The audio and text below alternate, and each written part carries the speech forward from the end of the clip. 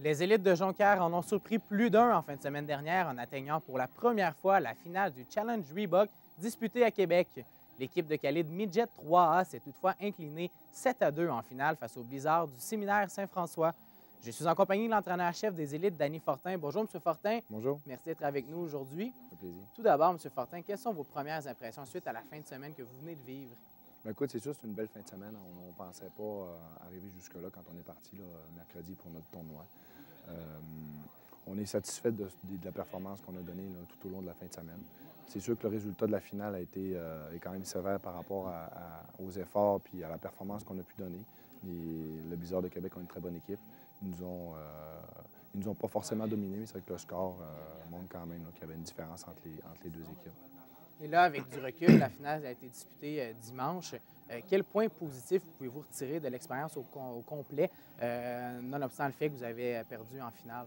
Bien, le positif, c'est que la première chose, c'est qu'on est quand même très, très fiers de nos joueurs et de ce qu'ils ont accompli. Ça peut être que du bonus pour nous là, de pouvoir compter sur un exploit comme ça parce qu'on va pouvoir bâtir là-dessus pour la fin de notre saison. Il y avait 2 matchs dans ce tournoi-là qui comptaient pour le classement général, le match contre Esther Blondin et le match contre Naga. C'est 2 matchs qu'on a gagnés, fait qu'on a ramassé 4 points au classement général. Fait qu'il nous a fait gagner 4 à 5 places qu'il nous a fait, sur ce classement-là. On a commencé le challenge, on était 15e. Maintenant, on est 11e ce matin. Fait que c'est vraiment de bon augure pour la suite. Nous, ce qu'on veut justement, c'est bâtir là-dessus. Parce qu'on a vu des choses qu'on n'avait pas vues depuis le début de la saison. Et je pense que c'est très, très positif. Et justement, en amorçant le tournoi en 15e position, est-ce que vos joueurs avaient peut-être un petit peu moins de pression sur les épaules? C'était les négligés, donc peut-être que la pression était moins difficile à porter? C'est vrai qu'on n'avait pas beaucoup de pression. La seule chose qu'on voulait, nous, c'était de bien performer. C'était leur tournoi. On en a parlé depuis déjà un petit moment que c'était leur tournoi. Ils pouvaient se montrer. Il y avait des belles choses à montrer au sein de notre équipe, peut-être qu'on n'avait pas vu depuis le début de la saison. Fait que c'est un tournoi, il y a beaucoup d'épisteurs de la Ligue junior majeure du Québec. Les joueurs peuvent gagner des points dans ce tournoi-là pour leur prochain repêchage. Il y a aussi des dépisteurs de la Ligue nationale qui étaient là parce qu'avec le lockout, il y a des dépisteurs qui sont, sont au chômage en ce moment. Fait qu'ils sont venus voir des matchs. Fait que c'était une belle motivation pour nos joueurs. Je pense qu'ils en ont profité. Au fil des matchs, on a vu des choses, il y a des choses qui changeaient. Le visage changeait, ils se sentaient beaucoup plus concernés. Puis on sentait vraiment qu'il se passait quelque chose au sein de notre équipe. C'est pour ça que j'ai dit au cours de la fin de semaine que je pense que notre équipe, la cohésion de notre équipe est née justement au challenge et c'est vraiment bénéfique pour la suite de notre championnat. Et justement, avec la présence d'autant de dépisteurs que ça, est-ce que la préparation des joueurs a changé un petit peu? Bien, la préparation des joueurs a changé. Je pense, comme je te disais, il s'est passé quelque chose là, au sein de notre équipe. Nous, c'est sûr qu'on les a préparés à ça. On les a préparés depuis quelques semaines. On avait changé déjà des choses au sein même de nos préparations là, depuis quelques semaines. Ça aussi, ça a apporté ses fruits. Je pense que les pièces du casse-tête sont mises en place là, tout au long de ces semaines-là pour arriver justement au challenge puis d'arriver prêt. C'est sûr que pour eux autres, ça mettait peut-être une pression supplémentaire, mais en même temps, c'était une belle motivation. Je pense que c'est dans ce sens-là qu'on l'a vendu. Je pense que les joueurs l'ont bien compris et ça leur a permis de performer. Et au cours de la fin de semaine, un des moments forts, on ne peut pas se le cacher, c'est votre victoire contre le Phoenix du Collège Esther Blondin. En tant qu'entraîneur, comment vous avez vécu ça en arrière du banc?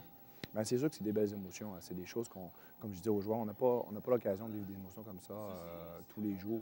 Fait qu'il faut vraiment en profiter. En tant qu'entraîneur, c'est satisfaisant de voir que les joueurs appliquent ce qu'on demande. Je veux dire, on a vu des choses peut-être qu'on n'avait pas vues depuis le début de la saison. Ça nous rend fiers, autant moi que mes adjoints et toute l'organisation, quand on voit que les élites montent fièrement le gilet de Jonquière puis des élites puis de l'organisation. On est content, puis en tant qu'entraîneur, c'est une belle satisfaction. Et là, justement, on en parle depuis le début. Qu'est-ce qui différencie les élites du début de saison qui ont un petit peu plus de difficultés avec les élites qui viennent d'accéder à la finale du Challenge Reebok? Bien, la première des choses, je pense qu'il y a eu, il s'est passé quelque chose au niveau de notre chambre. Il y a des joueurs qui ont trouvé leur place. Il y a beaucoup de joueurs qui avaient peut-être des rôles, mais qui n'avaient pas encore compris. Là, ils ont compris exactement ce qu'on attendait d'eux. Ça, c'est une des premières choses. La deuxième chose, il y a une cohésion puis un groupe qui est né. Il y a une dynamique qui s'est mise en place. Je pense qu'il y a des leaders aussi qui se sont levés. Puis il y a des joueurs, comme je te disais tantôt, qui ont trouvé leur chaise là, au niveau de notre collectif. Puis ça a fait en sorte justement que tout s'est mis en place puis que c'est arrivé au bon moment. C'est arrivé justement au moment du challenge. C'est ce qui nous a permis justement d'arriver jusqu'en finale.